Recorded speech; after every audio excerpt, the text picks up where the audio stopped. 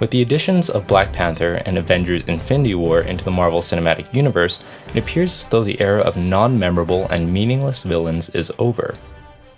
Or is it? How do we write a villain that has a profound impact on an audience? What makes them memorable, and what makes them good? Marvel villains, or comic book villains in general, are usually classified as being unrepresentative of any kind of substance. Poorly written villains are a result of a number of typical complaints, such as the villain has no backstory, the villain has no reasoning or motivation, the villain is only the villain because the plot requires it, the villain is one-dimensional, purely evil, and has no personality, the villain is unrelatable. However, even though Marvel has rectified these problems and created memorable villains with its latest installments, being able to write a good villain isn't just about creating a tick box of these items and checking them off one by one. Even though it's a good starting point, the underlying issue with Marvel's villains has always been much more significant. At the heart of the issue itself is the need to write a good underlying conflict. You need a compelling interplay between your hero and villain. No matter how much you write into your villain about complicated desires, motivation, and backstory, you can still have a poor villain if the conflict between your protagonist and antagonist isn't compelling. How do you effectively develop this interplay or conflict? Here is what I've examined in many great movie villains so far. The villain has to challenge the hero in a multitude of ways or levels. If you've watched Lessons from the Screenplay's video on creating the ultimate antagonist, you would be familiar with some of these. I've simply reinterpreted them, added some of my own insight, and listed them out here. These levels include ideology. The hero's beliefs and the villain's beliefs must be related and conflicting in some way. You have all these rules and you think they'll save you. Decision making. The villain must force the protagonist to make difficult decisions. And that's the point. You'll have to choose. Strengths and weaknesses. The villain must exploit the hero's weakness and diminish their strength. Nothing to do with all your strength. Lasting impact. This means two things. The villain forces the protagonist to either change or adapt to their new reality, ideologically by embracing new ideas, and behaviorally by finding new paths to victory. I killed those people. That's what I can be. No, you can't. You're not. I'm whatever Gotham needs me to be. The second is that the villain's story is constantly played out over multiple films and over multiple stories. This builds complexity if the villain's arc is continuously developed against or alongside the hero. In Infinity War, Thanos has reasoning and motivation, relatableness, and backstory, which is good, a big step for Marvel films. However, a lot of these elements are still shaky. Spoiler warning before I continue. In terms of backstory and motivation, we get how Thanos watched his world suffer because there weren't enough resources to go around. What I found to be missing was the personal catalyst that drove him on the path that he is on now. We didn't see a personal event, more of an overarching situation that could have plagued anybody else on his home planet. But instead, Thanos took action. What made him different? We did not see that. Next, many touched on this, but there's also a huge hole in his logic and reasoning. Rather than snapping his finger to kill half the living beings in the universe, he could have snapped his finger and doubled the resources in the world, redistribute resources, or any number of alternatives. His reasoning is blurred and unbelievable. And lastly, in terms of relatability, Thanos can be considered sort of relatable. He thinks his actions reflect a kind of benevolence. I imagine most people would like to do what they believe are in the best interests of humanity. It's a small price to pay for salvation. All in all, these elements can have holes poked into them, so why would these elements be the reason why Thanos is a good villain? But Thanos is regarded as one of the MCU's best villains to date, and that's because of this excellent interplay between Thanos and our heroes that the filmmakers have crafted. Let's take a look at my previous elements and map out that conflict that Thanos effectively brings into the film. Number 1, ideology. As stated before, Thanos believes he is acting out of mercy and benevolence and doing what is good for humanity.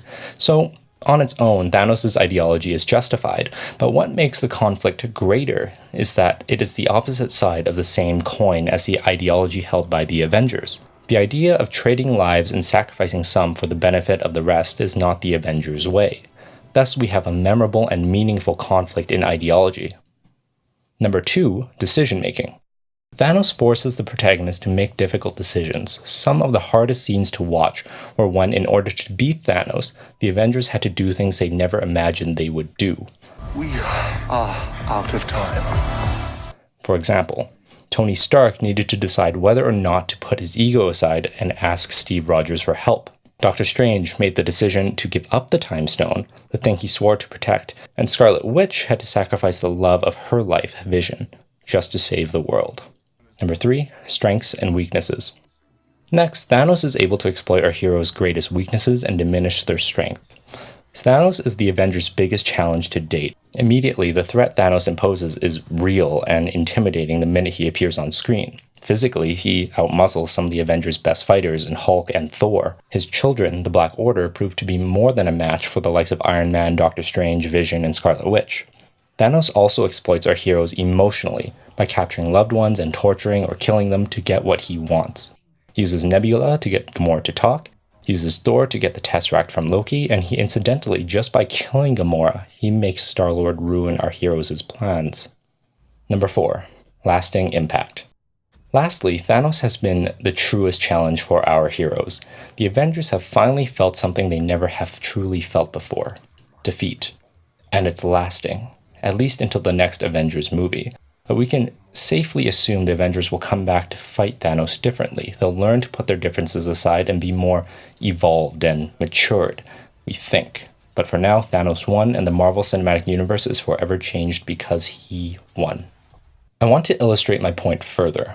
I'm going to use a couple of other examples from movies that have villains void of any real backstory and motivation completely.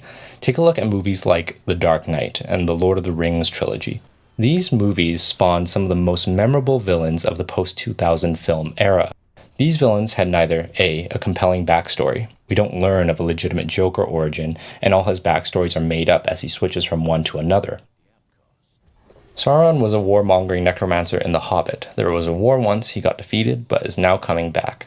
Now he's just an eye that stays in one place. They also don't have B, a compelling motivation. The Joker's mandate is that he simply wants to watch the world burn, and show that everyone deep down is as ugly as him, while Sauron wants to rule Middle-earth and cover the world in darkness. Lastly, they are also void of relatability. We can't really say we ever truly sympathize with either villain's mission or struggle. The moment we catch ourselves saying, "I see where they are coming from," are few and far between. What we can say is that as villains, they were threatening and to be truly feared, so fearful that it's often difficult to relate to them. But for these villains, we didn't need any of those characteristics. The Joker is regarded as Batman's greatest rival because he doesn't fear Batman. He isn't fazed by Batman's physicality because he doesn't fear dying. He pushes Batman to the margin in deciding whether or not to stop being a hero or face more consequences. I've seen now what would have to become to stop men like him. The Joker essentially embodies anarchy, and Batman cannot fight anarchy as he is constrained through the rules he imposes on himself. Sauron is the big baddie because of how he turns the Fellowship and the world of men, dwarves, and elves and wizards against each other as they each fight in themselves for the Ring of Power instead of uniting. He makes Frodo decide that he must go on his own for fear that others with him will steal the ring. And Sauron makes Aragorn apprehensive to accept his bloodline and rightful place as king, with the fear of succumbing to his own race's weakness of temptation. Infinity War now sets the standard for every Marvel film moving forward. Hopefully from here we do not get the misperception that good villains are only built on backstory and motivation alone. The best villains are the ones who catalyze conflict. A great villain challenges the hero in different and interesting ways that push them. They make a lasting impact on the hero and thus on us, the audience. Thanks for watching.